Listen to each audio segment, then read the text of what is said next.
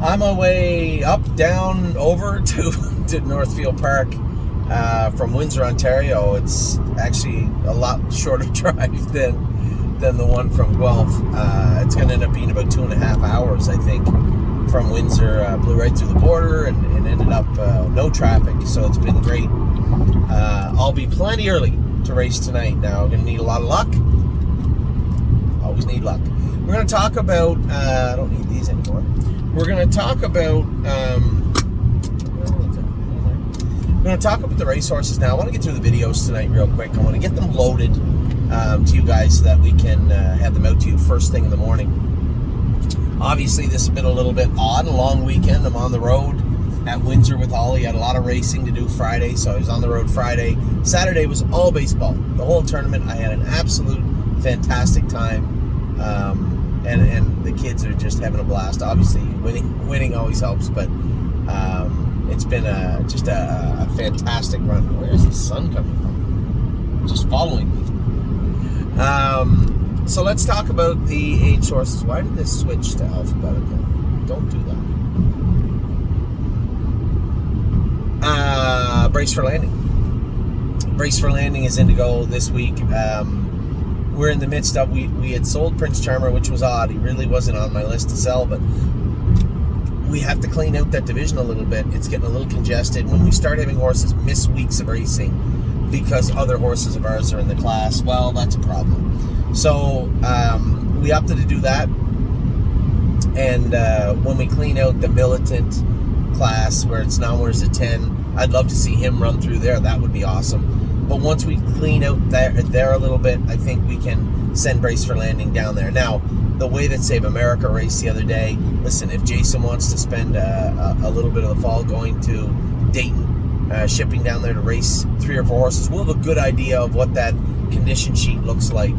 And if we have 3 or 4 or 5, fill a trailer up and go to Dayton, then I think it would be okay. I don't know if he'd be okay with it, but I know he likes Save America, and it looks like he's going to fit in Ohio just fine. So we'll see how that transpires. But for right now, Brace for Landing would fit in that non-worse than 10 claimer really, really well. Actually, truthfully speaking, he'd fit the non-worse than 7 first. So he does have a class there right now. We'll see how he races on Monday. We've been moving some horses around. We still have some horses to come in. We're going to acquire some horses, and then we'll have a firm idea of what we're doing with everybody. That next is Save America. Save America raced tremendous the other day. 50-1, the nicest kind of 50-1 winner you want to see. He looked very, very good the other day, winning. Spitfire Overseas has been around 215, so he's getting close. We missed the Charlie Hill, which is this weekend. I told Stacy months ago when we turned him out, I said, do not feel any stress to have him ready. It's a $500 sustaining fee. I don't think we're going to die.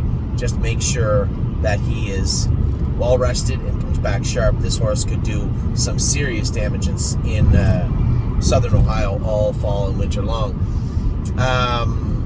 Tactical Mounds, I think, has a race coming up.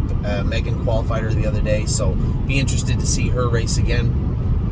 Tex Song Soprano also is back in training down. Megan had sent me a video of him. He looked good also. All Gas No Brakes finished second the other day. Still got some changes to make and some work to do with All Gas No Brakes. He's good, but he could always be better. You see him rough in the turns and rickety in the turns. You can always have him better, but he is good right now. Greatest Ending will come in a couple of weeks. As I said to Stacy, I just want everything proper. We can't control what he does with his AST or his feet. We can only do the best we can and hope that it pays dividends down the road, and that's exactly the stage we're at right now with Greatest Ending. Very fast horse, has not been consistent for us, has shown flashes of talent. Now we'd like to get him in a more consistent setting. That's the hope, anyway. JK Victory was good the other day. Another horse with some consistency issues this summer. Not necessarily all his fault either. So hopefully we can get him on a much more consistent schedule. Looks like Money is ready to go now. I think Harry's probably going to school him within the next week, and he'll be ready to rock.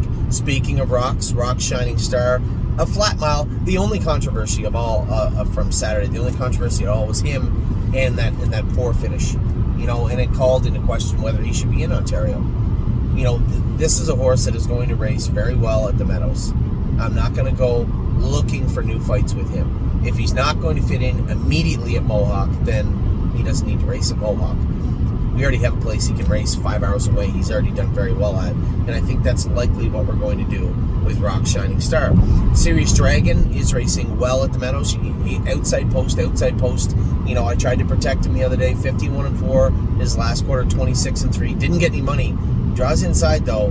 He's gonna you know, shake the bushes. I can tell you that if we draw inside of them next week. 3 Point Blue Chip raced good again. Very happy with the way this horse is racing. A third again when he does win that class. There's a horse that could go to Ontario for sure. Would he fit in? I don't know, but he'd be running out of classes in at the Meadows. I don't really know if I want, although he is an aged horse, he did miss a year of racing, and I don't know if I want him racing against the gatekeepers that are always waiting for Stay Close. So there's a horse that, and we'll have a horse that can move in there right away also. So a horse that we can look to move around would be 3 Point Blue Chip. We'll see how that plays out. Yo Mister is racing well. No, he's not racing well. He was off left front the last little while. Harry had him ready to go and had to give him another week. Dr. Melissa McKee looked at him, fixed him up. Harry said he trained great. He's in to go. Yes, he's going to be a little short, but he is going to be very sound, and that is most important. We'll use this week as a prep for next week. Hopefully, if I know James, he certainly will, and we'll have him back in to go next week. No Free Lunch. You know, here's a horse. I had to assert myself a little after the race and just say to Stacy, I know he can do a 12.5. I know he tied up and he had a few little issues you're working on, but he really, more than any horse we have, absolutely has to go on the track as the favorite. And that is not for betting purposes, that is not to make people feel good, but that is to, one, ensure that we are in the right class, right? If we go on the track at 8-5, we're the horse you got to look for. And I just don't think bringing him out on the track at 6-1 and, you know, he just gets a trip. Sure, we know he can win. I'm not wasting starts with No Free Lunch, and it just feels when we're in a position to drive him in a super conservative way and hope that others make mistakes, we're in the wrong class. So hopefully we can find the right class with him next week. Stay Close was flat the other day, but you know what? That's what happens when you got to race horses outside and over their head. And as I said to somebody the other day, there's going to be a time, and it may be right now, where he drops way down. He goes on a 2 or 3 or 4 race kind of mini tour and tears through them, and then I'll put him up for sale, because I'm not going back into the open in the backup class with Stay Close. Someone else can. And I like the horse a lot, but when the 9,500 class doesn't fill and you just consistently get stuffed in the 12,000 class, it makes it really, really tough for me to be too optimistic about the consistency of his racing. And you guys know we don't like to keep a whole lot of those middle condition horses. You go up the ladder and then you go back down the ladder and then you go back. I don't really have much interest in that. I'd rather have the non-winners of 1 up to 7 and have the really good horses, or sprinkle in the odd 20 or 30 claimer here and there. I don't really have much love for the, you know, he's a really good non-winners of 9,000 horse, but when he gets up in that 12, 14, he can't do. You know, you just waste starts every year, and I don't like it. I'm not a big fan of it. So Kings County, the weirdest thing, went down there, was ready to go, it was 8-5. They canceled the races for some odd reason. It had nothing to do with weather. So they canceled the races, and I wasn't there. Maybe there was. But in prepping for his next race, he came up a little sore right front and ended up with a line in a split bone. I forwarded the x-rays to Dr. Brown. Kings County is now at the Meadows. He's going to go to Dr. Brown's clinic. They'll remove that fractured piece of split bone, take it out of there. There's not going to be a ton of downtime for him, but I think it's important. And as I explained to all of our partners a couple of weeks ago, or a week ago when I found out, in my experience, if you leave that split bone in there, what you risk is that small fracture area getting calcium, and it will.